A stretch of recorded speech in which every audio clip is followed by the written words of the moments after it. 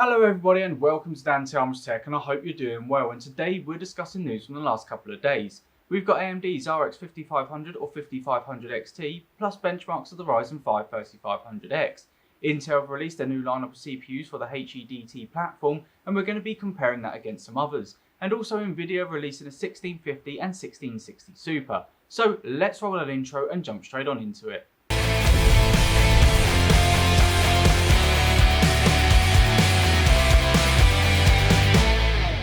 So let's kick things off with AMD, and on Monday the 7th of October it looks like they're to announce the RX 5500 or possibly the 5500 XT, or maybe even both. In a recent article from Video Cards where we have limited information, it shows that the RX 5500 XT comes with 1408 stream processors, which is 22 compute units, and will either have 4 or 8 GB of memory.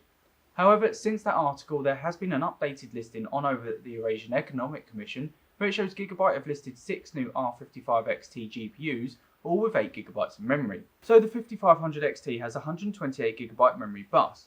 Now we don't have any news on the clock frequencies or the memory bandwidth just as yet, so we're going to base this on the laptop variant, the 5500M. Now this does have GDDR6 memory at 14GB per second. So jumping back to the 5500 XT, and we could possibly see the memory bandwidth being somewhere in the region of 224GB per second. So, talking about the laptop variants, and benchmarks of the 5300M and 5500M have been spotted. The 5500M came in with a score of 13,000, while the 5300M came in with a score of 11,000. However, I would take this very lightly with a pinch of salt. One, it was done on an older version of 3D Mark 11, and two, the scores seem to be a little off. They all seem to be bang on the thousands. Now, this has either been rounded up or rounded down, but you would normally see scores of say 12,998 instead of bang on 13,000. So a benchmark of the Ryzen 5 3500X has been spotted, and we're going to compare this against the Ryzen 5 3600X. When it comes down to single core score, there wasn't much in it. The 3600X comes in with 1301, whereas the 3500X comes in with 1307, so really not much in it. However, multi-core score is where the 3500X does fall behind, with 6265 compared to the 3600X at 7645. However, we do know that the 3500X does not have SMT, and this has been reported before.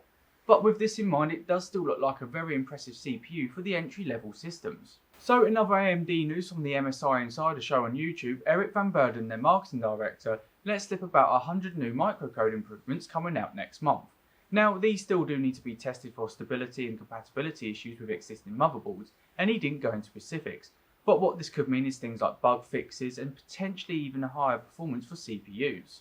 So moving on to Intel, I do apologise beforehand, but this may be a bit of a mouthful. They lifted the embargo on their Cascade Lake X HEDT lineup of CPUs, the i9-10100 series. Thank God I got that out of the way. But we're going to go through them one by one. So the i9-10900X has a base clock of 3.7 GHz and a max boost clock with Intel's Technology 3 of 4.7 GHz. It also has an all-core boost of 4.3 GHz. It has 10 cores and 20 threads, and has 19.25 MB of L3 cache. It has up to 72 PCIe lanes, 165 watt TDP, and they've upped the memory support from 2666 MHz to 2933 MHz, all for the price of $590. So the next SKU in the lineup is the i9-10920X with a base clock of 3.5 GHz. Again with Technology 3 and max boost of 4.8 GHz and an all-core boost of 4.3 GHz. This time it's 12 cores and 24 threads, but still has the same L3 cache, PCIe lanes, TDP and memory support of the previous SKU. Now early benchmarks on Geekbench revealed a single core score of 5,339 and a multi-core score of 44,046. Now the 10920X is going after AMD's Threadripper 2920X.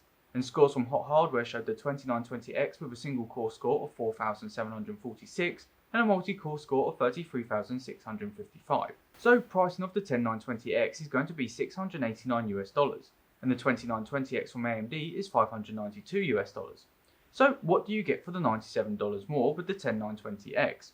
Well, it's 11% faster on the single core performance and 26% faster on the multi-core performance, so that isn't really to be sniffed at. So up next is the i9-10940X with a base clock of 3.3 GHz. Again with Technology 3, it has a max boost of 4.8 GHz and an all-core boost of 4.1 GHz. It has 14 cores and 28 threads, still with the same L3 cache, PCIe lanes, TDP and memory support of the previous two SKUs. Again, early benchmarks on Geekbench revealed a single core score of 5,411 and a multi-core score of 46,425. So this puts the 10940X roughly 1.3% faster single core performance and 5.25% faster multi-core performance over the 10920X. The price of the 10940X is going to be $784 US. Now, if we put this against AMD's Ryzen 9 3900X, the 10940X is 0.51% faster in single core performance and 2.4% faster in multi-threaded performance. So at the time of this video, the 10940X is only $35 more expensive than the Ryzen 9 3900X, and you get 2 cores and 4 extra threads. So the last lineup in the Cascade Lake X SKUs is the i9 10980XE with a base clock of 3 GHz. Again with technology 3 and max boost of 4.8 GHz and an all-core boost of 4.6 GHz. Now this is their highest and max SKU presently with 18 cores and 36 threads. Now we do see the same details as the other SKUs when it comes to PCIe lanes, TDP and memory support, but this time the L3 cache is 24.75 MB and it's all for $979 US. So it does look like Intel are sticking to their claim of price to performance that they said back at IFA. And up last we have some Nvidia news, and there were rumours of a 1650 Ti, but it's actually in fact a 1650 Super. Oh, and they're bringing a 1660 Super with them as well. Now we don't have a lot in the way of specs, but it does look like it comes with 1024 shader units. But I think it will also follow the same lines as the 1650 on the frequency front. But instead of GDDR5 memory, it would come with GDDR6 obviously, like the 1660 Super. Otherwise, what would be the point? These cards are actually set to be released on October the 29th. So that's it all from me. Please tell me your thoughts in the comments section down below. Go ahead and give me a thumbs up. Don't forget to click that subscribe button and click on that bell icon for more notifications from myself. Do go ahead and share the video, it does really help out the channel. And like always, I shall see you in the next video.